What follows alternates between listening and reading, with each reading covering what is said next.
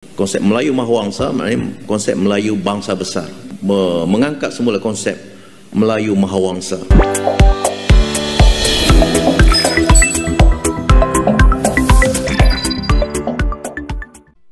Assalamualaikum warahmatullahi wabarakatuh. Halo teman-teman, jumpa lagi di Aryan M Channel. Oke, buat teman-teman yang klik video ini, seperti biasanya saya harapkan mudah-mudahan teman-teman masih dalam kondisi sehat walafiat.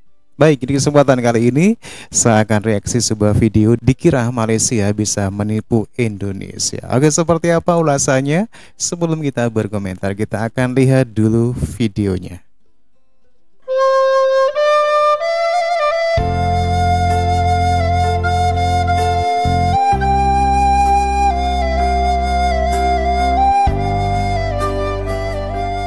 Selama ini orang Indonesia, termasuk para pejabat kita, terlalu tenggang rasa. Ini mungkin juga salah, karena membuat kaum Melayu Malaysia berilusi berkepanjangan. Sikap tegas Kepala Badan Bahasa, Profesor Aminuddin Aziz, mudah-mudahan bisa memberikan sinyal yang jelas. Sudah saatnya para profesor Melayu Malaysia dan generasi muda Melayu Malaysia bangun dari mimpinya yang indah.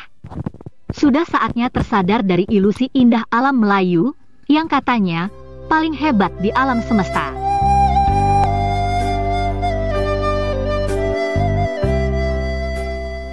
Yang terjadi, para profesor Malaysia telah bersikap ceroboh dan keliru. Menganggap bahasa Indonesia dan bahasa Melayu sama saja, itu adalah kesalahan besar. Menganggap bahasa Melayu dituturkan 300 juta orang, itu melecehkan bahasa Indonesia, melecehkan bangsa Indonesia. Perdana Menteri sudah gembar-gembor ingin menjadikan bahasa Melayu sebagai bahasa ASEAN.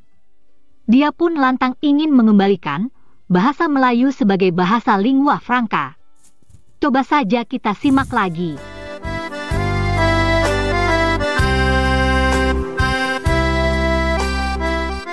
Sejarah menunjukkan penggunaan bahasa Melayu di kawasan alam Melayu atau Malay Archipelago merentas entiti politik yang kini dikenali sebagai Malaysia, Indonesia, Brunei Darussalam, Singapura, sebahagian Thailand, sebahagian Filipina dan beberapa negeri lain di Asia Tenggara seperti Kemboja, Vietnam, Laos dan Myanmar, supaya bahasa Melayu kembali dijadikan lingua franca.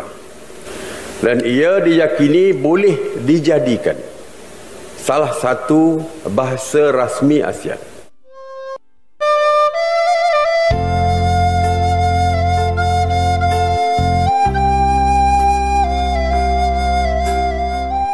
Nah, sekarang kita tunggu apakah Ismail Sabri masih berani mengusulkan bahasa Melayu menjadi bahasa resmi ASEAN. Kita tunggu, karena Indonesia pasti telah siap menolaknya.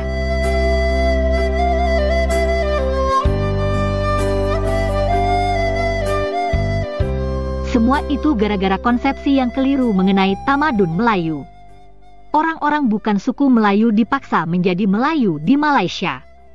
Ini jelas menyalahi kodrat, menghapus sama sekali identitas etnis. Orang yang bukan Melayu bisa menjadi Melayu asalkan beragama Islam. Karena sejak awal pondasinya rapuh, akhirnya kebudayaan yang hendak dibangun pun penuh dengan kepalsuan. Artinya hingga sekarang, isu perkauman tak kunjung selesai. Nah, kenapa konsep yang gagal itu kini mau diekspor ke Indonesia? Profesor Malaysia ingin memelayukan Nusantara, memelayukan Indonesia.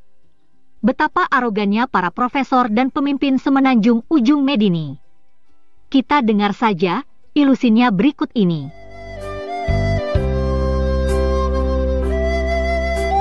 Itu saya tidak berminat kalau orang bercakap tentang soal tamadun Melayu yang berfokus hanya soal Malaysia sebagai contoh, dengan mengabaikan konsep Mahawangsa yang saya gempitakan di sana sini. Konsep Melayu Mahawangsa maknanya konsep Melayu bangsa besar, bersinergi dengan 200 juta lebih umat Melayu di Indonesia, di Brunei, di Kambodia, di Thailand, di Filipina, kita akan dapat mengangkat semula konsep Melayu Mahawangsa.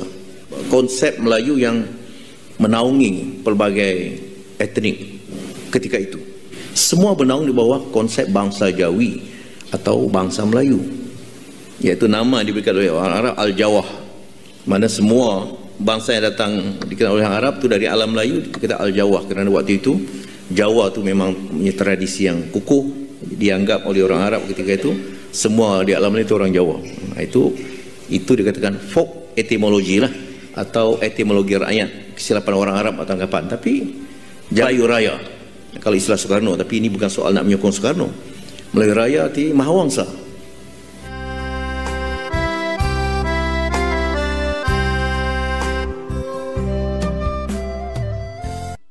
Entah apa sebenarnya motif profesor dan pemimpin Malaysia. Mereka mungkin bisa membodohi rakyat Malaysia dengan konsep ilusi. Tapi bangsa Indonesia tentu tidak bisa ditipu dengan konsep akal-akalan. Dengan bergaungnya Sumpah Pemuda tahun 1928, konsep kebudayaan Indonesia pun sudah jelas. Bahasa Indonesia menjadi tulang punggung peradaban Indonesia. Apakah Profesor Malaysia juga lupa bahwa Indonesia sudah merdeka sejak tahun 1945? Sebentar lagi, bahasa Indonesia pun berusia 1 abad.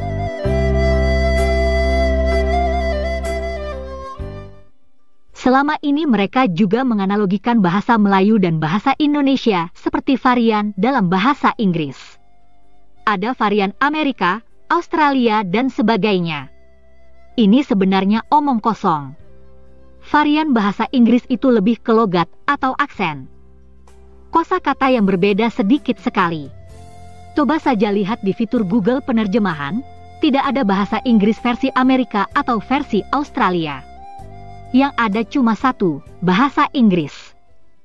Lain halnya dengan bahasa Indonesia dan bahasa Melayu. Di Google penerjemahan jelas dibuat terpisah. Ini membuktikan bahwa bahasa Melayu dan bahasa Indonesia memang amat berbeda jauh. Dalam Google penerjemahan, bahasa Indonesia termasuk 6 besar bahasa dunia yang paling banyak diterjemahkan.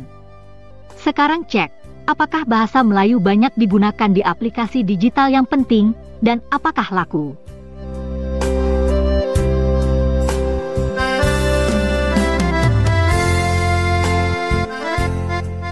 Zaman lingua franca bahasa Melayu sudah berlalu ratusan tahun.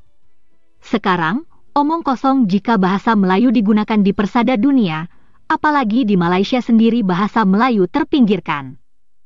Pertanyaannya, kalau bahasa Melayu Malaysia terancam pupus, mau bicara apa soal tamadun Melayu yang katanya super hebat itu? Gagalnya bahasa Melayu seharusnya tak membuat Profesor Malaysia bersikap ngawur, yakni ingin mengusik bahasa Indonesia, mengganggu peradaban Indonesia.